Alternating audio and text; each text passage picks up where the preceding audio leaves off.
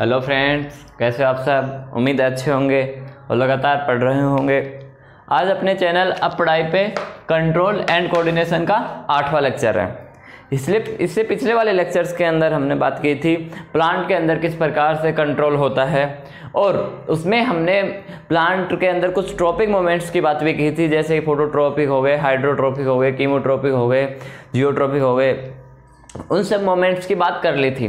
उसके बाद में हमने छुई मुई का एग्जाम्पल बताया था। उसके अंदर हमने आपको बताया था कि उसके अंदर जैसे हम उसे स्पर्श करते हैं छुई मुई के प्लांट को, पिछले लेक्चर में हमने बात की थी कि जैसे छुई मुई के प्लांट को हम स्पर्श करते हैं तो इसकी पत्तियां क्या होती हैं, सिकुड़ जाती हैं। और ये सिकुड़ते किस वजह से हैं, किस वजह से, पानी के वाटर का जो एक्सचेंज होता है उसकी वजह से क्या होती हैं, सिकुड़ जाती हैं। और ये कौन सा मोमेंट था, ये कौन सा मोमेंट था, फास्ट मोमेंट हो रहा था। इसके अलावा प्लांट के अंदर एक मोमेंट और होता है, जैसे सनफ्लावर में देखते हो सूर्यमुखी के अंदर, कि उसके अंदर उसका जो पुष्प होता है, फ्लोर होता है, वो दिन में ऐसे होता है तो रात को इधर चला जाता है। और किस वजह से होता है, मतलब वो सूरज इधर से आ रहा है उसके हिसाब से गति कर रहा है। ये गति किसकी वजह से हो रही है, दिन और रात की वजह से। और इसके अंदर ये जो मोमेंट है, गति है, ये स्लो है या फास्ट, स्लो है। ये प्लांट के अंदर हमने बात कर ली थी कि प्लांट के अंदर जो मोमेंट होते हैं वो कौन कौन से होते हैं, किस प्रकार से होते हैं। इसके अलावा इससे पिछले लेक्चर के अंदर हमने प्लांट हार्मोन की बात की थी और वो किस प्रकार से प्लांट के ऊपर प्रभाव छोड़ते हैं अपना, कौन सा हार्मोन कहाँ पे काम आता है, उसकी बात हमने पिछले लेक्चर के अंदर कर ली थी। इसके साथ ये दोनों मोमेंट भी पढ़ लिए थे। अगर हम एनिमल की बात करते हैं या ह्यूमन की बात करते हैं तो ह्यूमन के अंदर हमने जब बेसिक पढ़ा था, जब बेसिक मतलब इस टॉपिक को कंट्रोल एंड कोऑर्डिनेशन को शुरू किया था, उसी टाइम हमने आपको मोमेंट बताए थे। और मोमेंट की बात प्लांट के अंदर उस टाइम भी की थी और पिछले लेक्चर्स के अंदर भी कर ली थी। और अभी मैंने आपको बताया कि जो प्लांट के अंदर मोमेंट है वो फास्ट भी है और स्लो भी है। तो इन्हीं को हम एनिमल के अंदर भी पढ़ते हैं कि किस प्रकार से एनिमल के अंदर ये जो मोमेंट हो रहे हैं ये फास्ट कौन करवाता है, कैसे होते हैं, और जो स्लो होते हैं वो कौन करवाता हो, कैसे होते हैं। तो अगर मैं मोमेंट को एनिमल के अंदर या ह्यूमन के अंदर मोमेंट गति को दो भागों में बांट लूं तो आपको कोई प्रॉब्लम, अगर ये आपने पढ़ लिया फास्ट तेज गति हो गई और दूसरा क्या हो गया, स्लो मोमेंट हो गया, मतलब धीमी गति हो गई। इतना आपको समझ में आया। अब समझना कि फास्ट मोमेंट है, तेज गति है, उसके लिए चलो ये रहने दो, उसके लिए बाद में बात करेंगे। फास्ट मोमेंट कौन से होते हैं बॉडी के अंदर, फास्ट मोमेंट कौन से होते हैं बॉडी के अंदर। आपने पिछले लेक्चर देखे हैं हमारे, अगर आपने नहीं देखे तो पहले वो देख लीजिए। और उससे भी मेनली जो आपको यहाँ पे जो ज़्यादा काम आएगा वो दूसरा है, तीसरा एक तो नर्व सिस्टम वाला जो है, हमने वहाँ पे हमने नर्व सेल पढ़ाई थी, वो काम आएगा ज़्यादा। इसके अलावा काम आएगा रिफ्लेक्स सेक्शन वाला, क्योंकि उन्हीं दोनों के एग्जाम्पल हम यहाँ पे उनका रेफरेंस लेके समझाएंगे। तो अगर हम फास्ट मोमेंट की बात कर रहे हैं तो अगर पिछला लेक्चर आपने देख लिया तो आपको समझ में आ गया होगा कि हम फास्ट मोमेंट की बात कर रहे हैं तो कौन सी मोमेंट की बात कर रहे हैं। कौन सा मोमेंट होता है फास्ट मोमेंट, कौन सा होता है, रिफ्लेक्स एक्शन, प्रतिवर्ती क्रिया। तो प्रतिवर्ती क्रिया फास्ट होती है। अब एक एग्जाम्पल से आप समझना कि अगर मान लो आपको असम से आना है राजस्थान में, असम से राजस्थान में आना है तो आप किससे आओगे, अगर आपको जल्दी आना है तो आप किससे आओगे, प्लेन से आओगे, और अगर स्लो आना है तो ट्रेन से या बस से आओगे। मतलब क्या है इससे कि अगर आपको फास्ट मूवमेंट चाहिए तो वहां कोई डिस्टरबेंस नहीं चाहिए। आप प्लेन से आ रहे हो, प्लेन के मतलब आसमान के अंदर उसे इतना ज़्यादा डिस्टरबेंस नहीं है, वो डायरेक्ट आ जाता है, ना ही उसे रास्ते ढूंढने पड़ते हैं कि इधर से जाना है उधर से जाना है, वो डायरेक्ट आता है।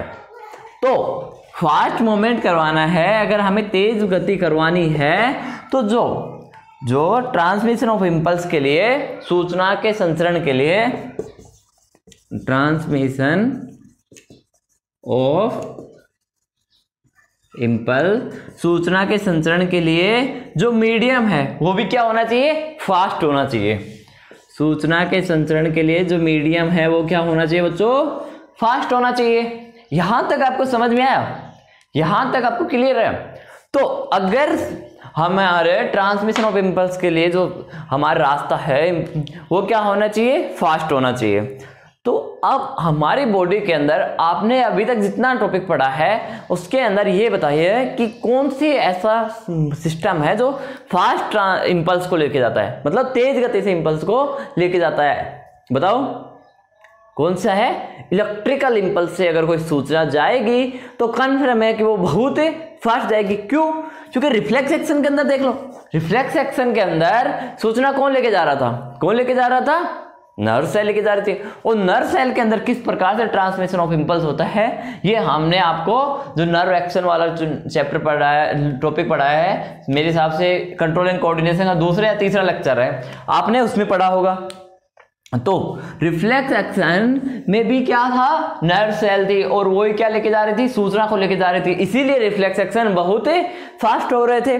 तो यहां पे अगर ये ट्रांसमिशन ऑफ इम्पल्स करना है, अगर तेज गति से मूवमेंट करवाना है तो हमें सूचना किसके फॉर्म में लेके जानी पड़ेगी?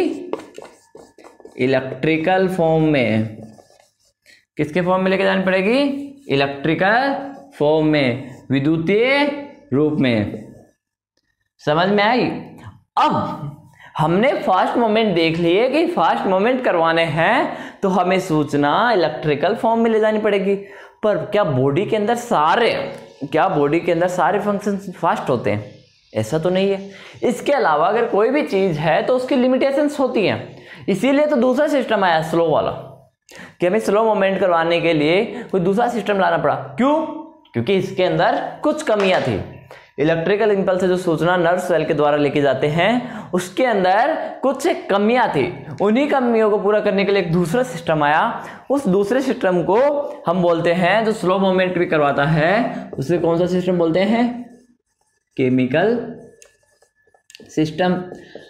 और केमिकल का नाम सुनते ही मेरे हिसाब से आपको अगर पिछला लेक्चर देखा है तो समझ में आ गया होगा कि मैं किसकी बात करूंगा।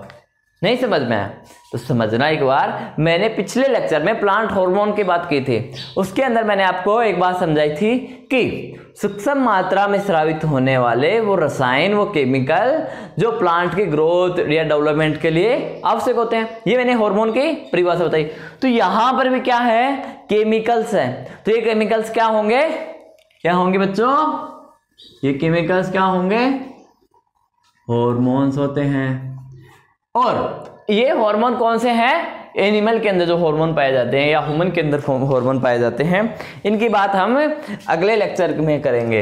इस लेक्चर के अंदर हम सिर्फ इनमें डिफरेंस देखेंगे। इससे पहले एक क्वेश्चन आया था हमारे मन में कि जो इलेक्ट्रिकल फॉर्म है उसकी लिमिटेशंस है, तो सबसे पहले हम देखेंगे कि कौन सी लिमिटेशंस है और उनको कैसे याद करेंगे वो भी समझेंगे। और दूसरा इस केमिकल सिस्टम के बारे में थोड़ा जानेंगे कि ये कहाँ से आता है। तो चलो हम सबसे पहले बात कर लेते हैं कि जो इलेक्ट्रिकल फॉर्म में जो इम्पल्स आ रही है उसकी क्या क्या लिमिटेशंस हैं। तो हम जो एनसीईआरटी में जो हमारी लिमिटेशंस दी हुई हैं, जो सीमाएं दी हुई हैं, उनकी बात करेंगे। तो उसके अंदर मेनली दो, हमारे एनसीईआरटी के अंदर दो लिमिटेशंस दी हुई हैं।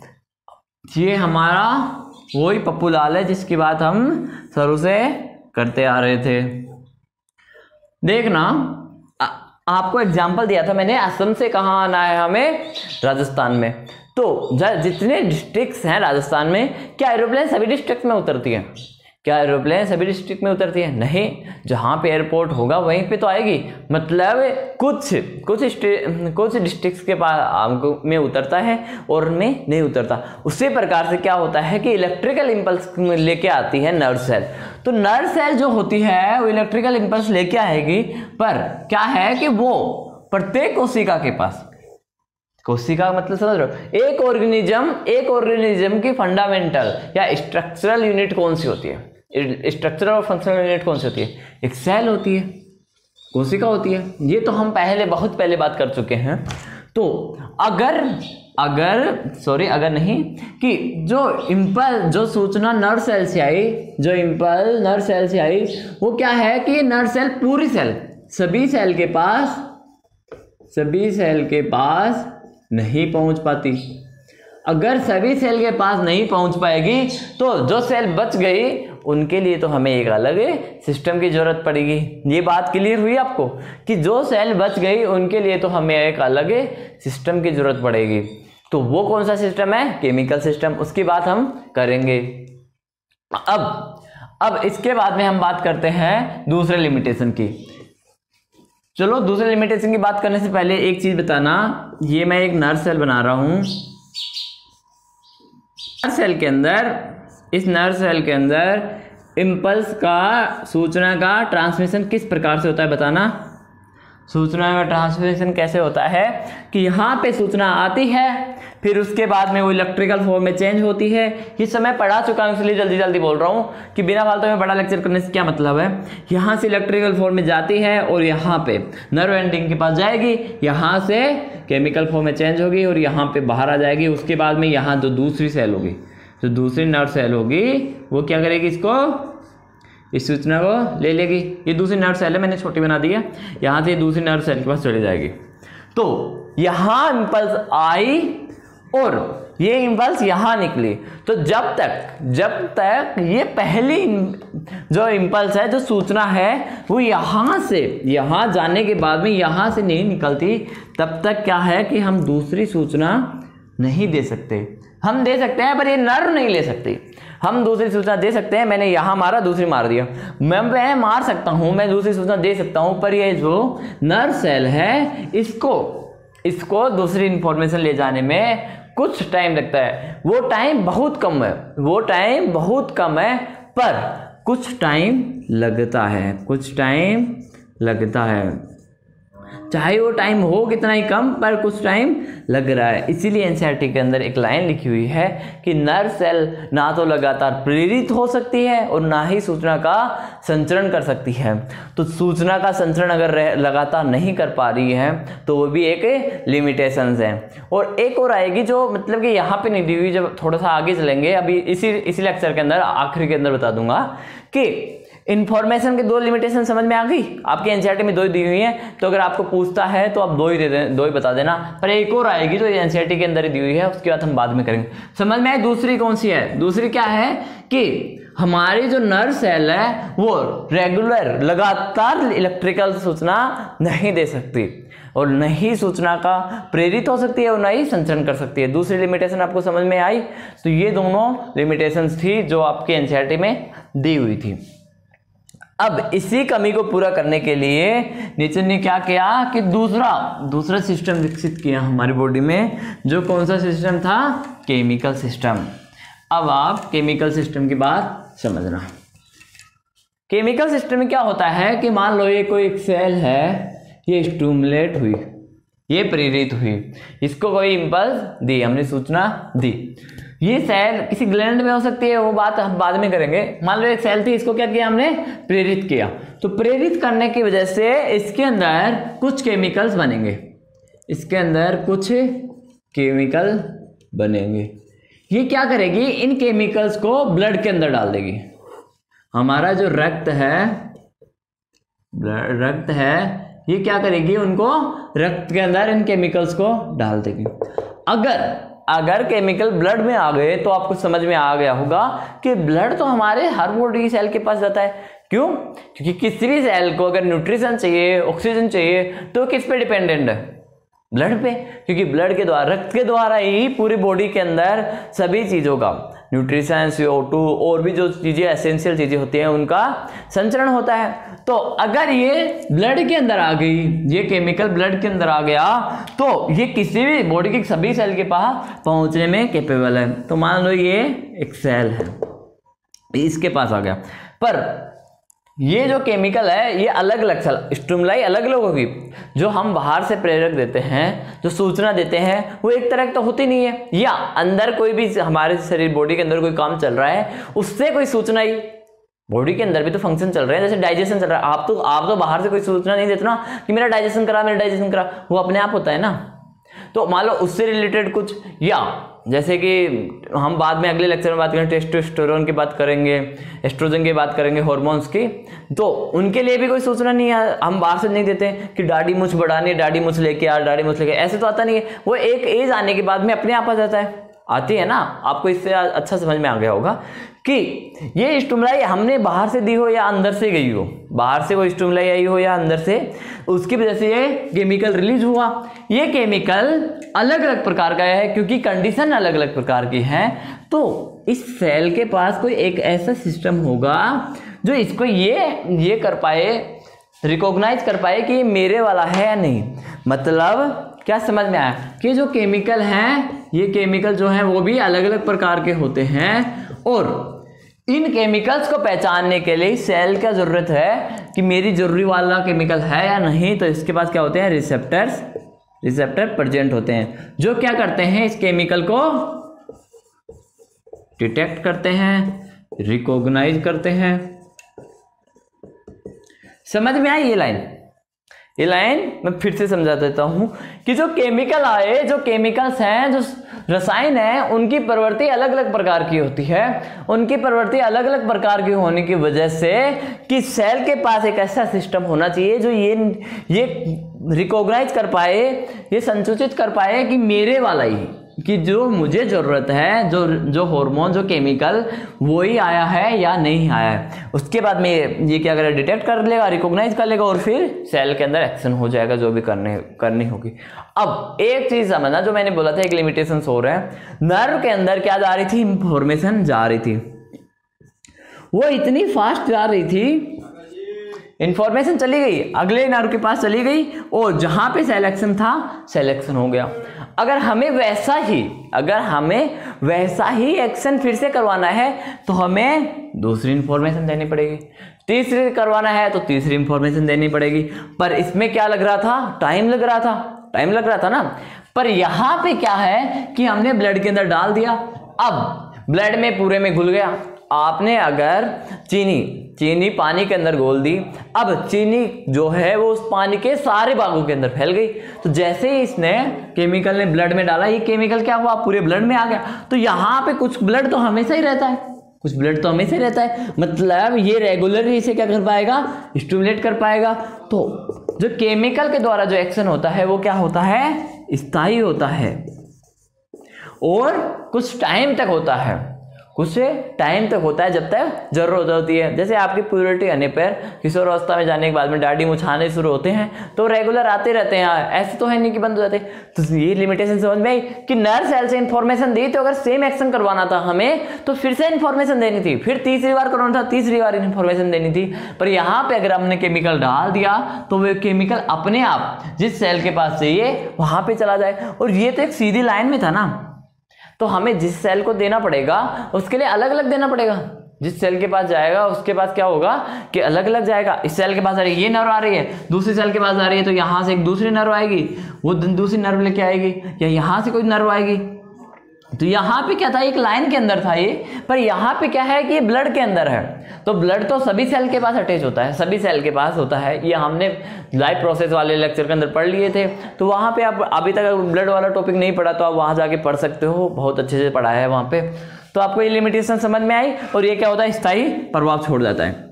इन केमिकल्स की बात की, केमिकल्स कौन कौन से टाइप के होते हैं, कहाँ से आते हैं, वो हम अगले लेक्चर के अंदर बात करेंगे। फिर उससे पहले एक छोटी सी बात और कर लेता हूँ कि आपके एनसीईआरटी में ज़्यादा नहीं दिया हुआ है, पर एक नाम दिया हुआ है, वो समझा देता हूँ। Endocrine gland. एंडोक्राइन ग्लैंड का नाम, अंतःस्रावी ग्रंथियों का नाम आपके एनसीईआरटी में दिया हुआ है। तो ये एंडोक्राइन ग्लैंड का क्या लफड़ा है, एंडोक्राइन ग्लैंड का क्या लफड़ा है, एंडोक्राइन ग्लैंड, अंतःस्रावी ग्रंथि। वैसे एक बात और बता देता हूं आपको ये पढ़ने से पहले कि आपके एनसीईआरटी में जो दिया हुआ है वो ऐसे दिया हुआ है कि एक सेल के पास केमिकल बना, ये क्या करेगा, डिफ्यूज कर देगा, वहां से दूसरे सेल के पास जाएगा, फिर ये सेल फिर से डिफ्यूज कर देगी, फिर तीसरी सेल के पास जाएगा। उसने डिफ्यूजन, अब उसको हमने कैसे समझाए कि इसने डिफ्यूजन से अपने जो केमिकल थे उसे ब्लड में डाल दिया, और ब्लड से तो ये सभी सेल के पास चला जाएगा ना। तो एनसीईआरटी में इस प्रकार से समझाया हुआ है, मैंने इस प्रकार से समझाया है, दोनों बात एक ही है। अब एंडोक्राइन ग्लैंड दी हुई है, तो ये जो केमिकल आ रहे थे, जो हार्मोन आ रहे थे, जो हमने बात की, वो इन्हीं ग्लैंड से आते हैं। मतलब ये ग्लैंड है, ये क्या करते हैं, यही हार्मोन क्या करते हैं, हार्मोन को सिंथेसिस करते हैं और सीक्रेट करती हैं। तो इन्हीं एंडोक्राइन ग्लैंड की बात थी, और जो अब अगले लेक्चर के अंदर हम इन एंडोक्राइन ग्लैंड जो हैं इनके बारे में पढ़ेंगे, कौन कौन सी होती हैं और उनके हार्मोन कौन कौन से होते हैं, उनके फंक्शन क्या क्या होते हैं।